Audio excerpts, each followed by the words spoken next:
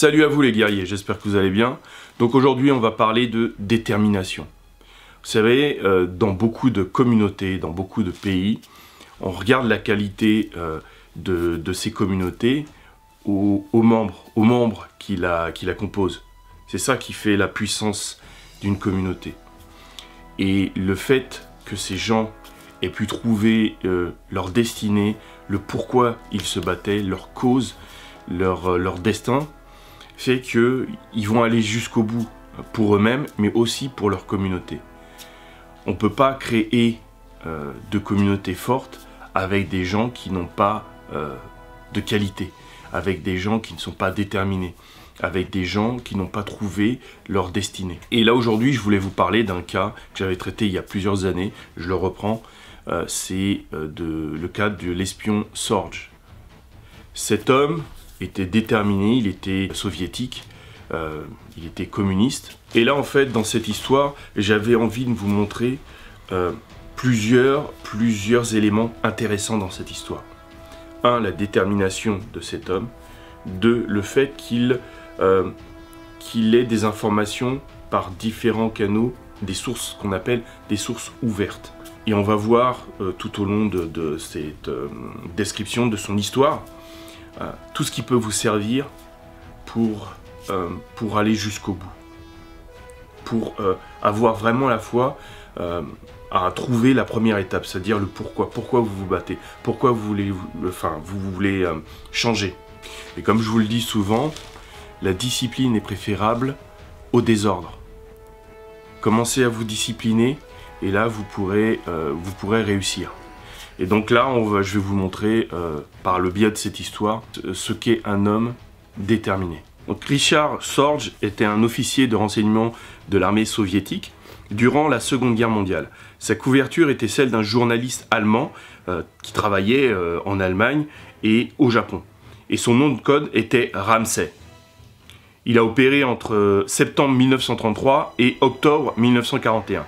Jusqu'à ce qu'il soit démasqué et tué avec l'ensemble de son équipe le 7 novembre 1944. Bon, je me suis focalisé uniquement sur des faits, hein, parce que le but, c'est vous montrer la détermination des gens et ce qu'ils ont accompli. En 1936, il était en mesure d'informer Staline du pacte anti-Comintern, 6 semaines avant sa signature.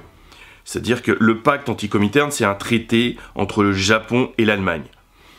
Cet accord est destiné à contrer le troisième international communiste. L'accord stipule que les deux pays se prêtent secours si l'un d'eux est attaqué par l'URSS. Ils seront rejoints plus tard par l'Italie, la Hongrie et l'Espagne. En 1937, il avertit Staline de l'attaque japonaise contre la Chine, 5 semaines avant son déclenchement.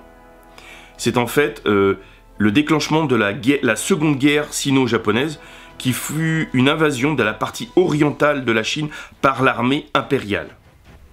La première guerre voit l'influence de la Chine décliner sur la Corée. J'en parle dans une précédente vidéo sur les guerres au Japon.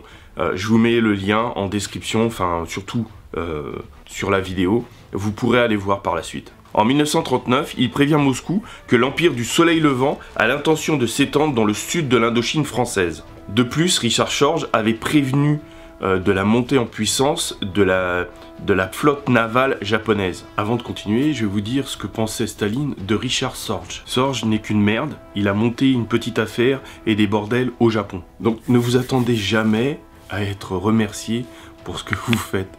Il faut vraiment être déterminé et le faire par idéologie, pour votre cause et pour votre destinée.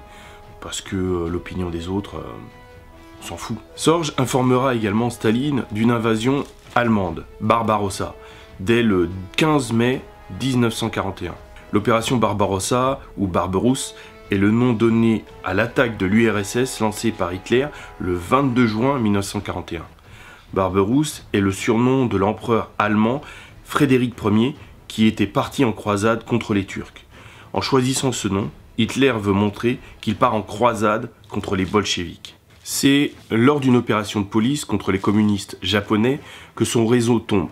Il sera arrêté le 18 octobre 1941 et il sera pendu le 7 novembre 1944. Il sera nommé héros national à titre posthume le 6 novembre 1964, donc bien après la mort de Staline. Grâce à Richard Sorge, les Russes ont bien compris une chose, les Soviétiques ont bien compris une chose, c'est que les Japonais n'avaient pas l'intention d'envahir le côté oriental de la Russie. Ce qui a permis en fait à l'armée de Sibérie de revenir sur le front et de permettre à la Russie de gagner la guerre.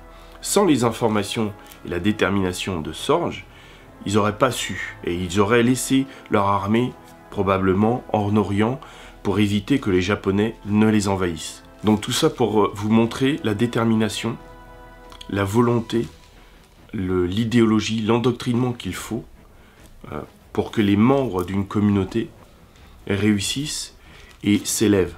Vous ne pouvez pas demander à des gens qui ne croient pas en leur cause, en leur idéologie, en leur destinée, de se sacrifier. On se sacrifie pour les gens qui nous ressemblent, pas physiquement, mais idéologiquement. Si les gens ne sont pas de la même idéologie que vous, vous aurez du mal à aller jusqu'au bout.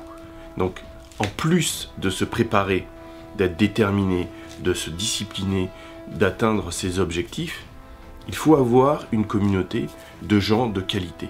Il faut faire attention à son environnement pour réussir ses objectifs.